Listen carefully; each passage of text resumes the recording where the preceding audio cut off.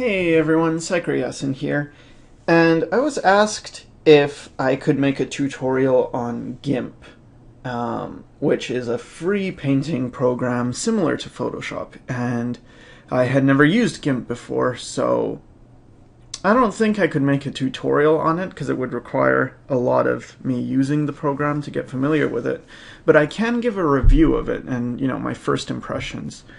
So I used it a little bit so far, maybe in total 5 minutes.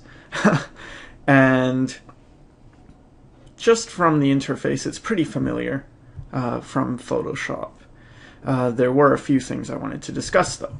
So first thing I'm going to do is make it so the color palette shows. So I'm going to go to Windows, Dockable Dialogues, and I'll bring up colors.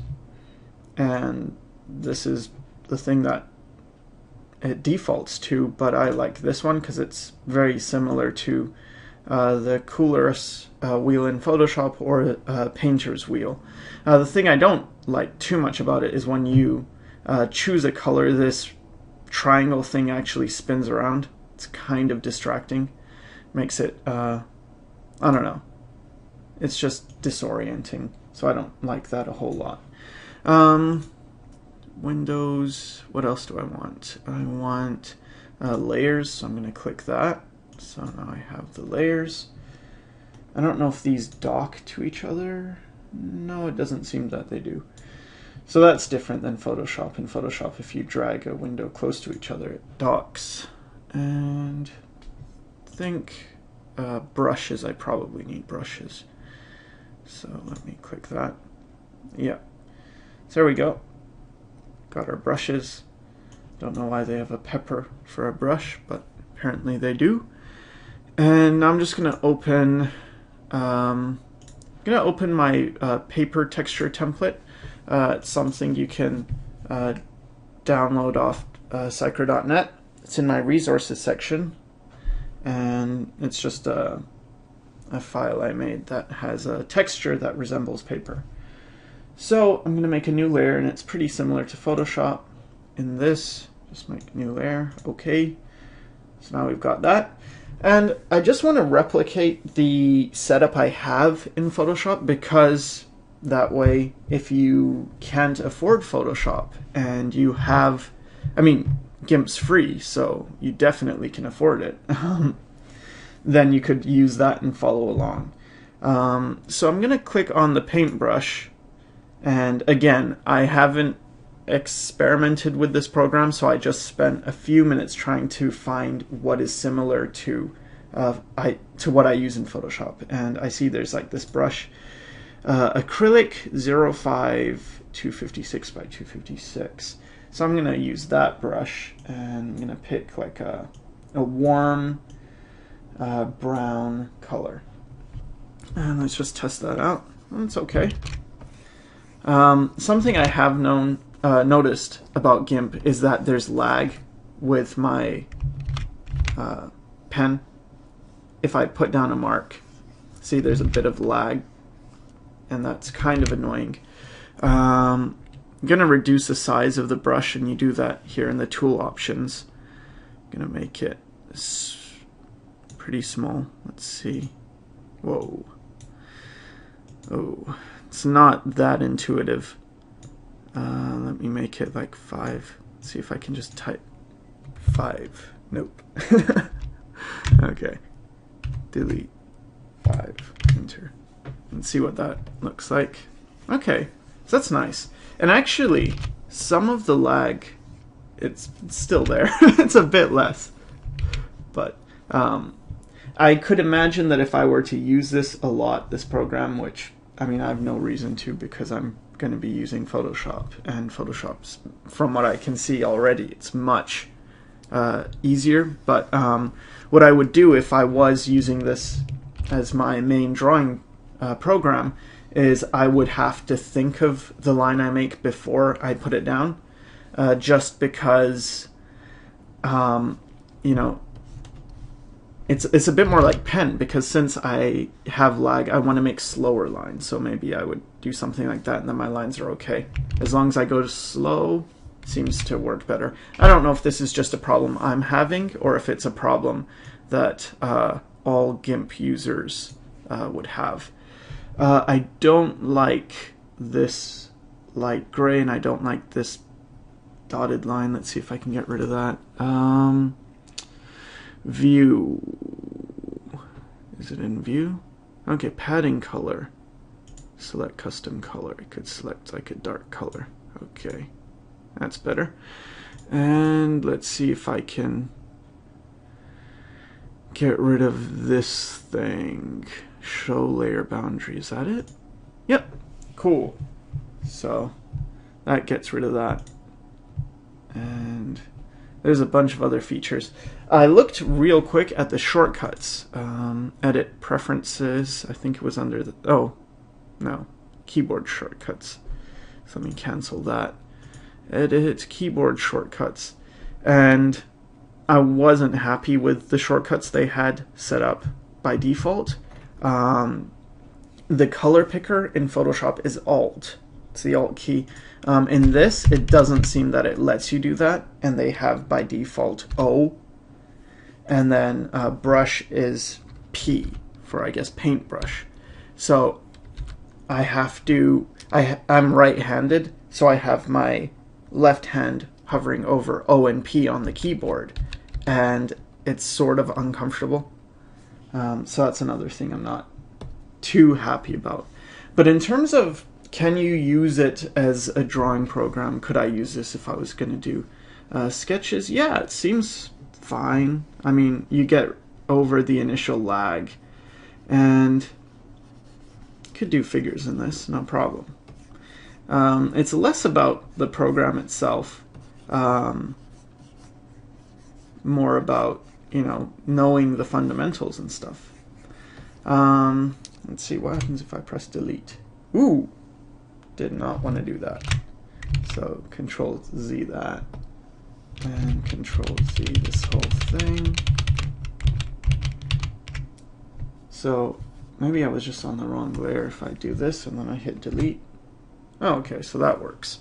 So as long as you're on the right layer, if you hit delete, it just erases what's on the layer. That's cool.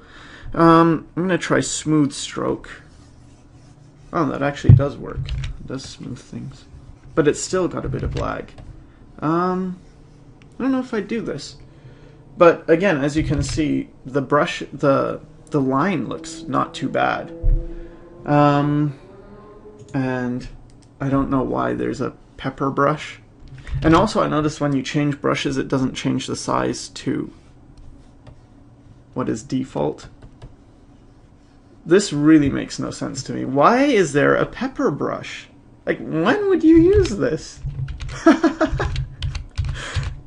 Oh, jeez. Ooh. See, this I understand.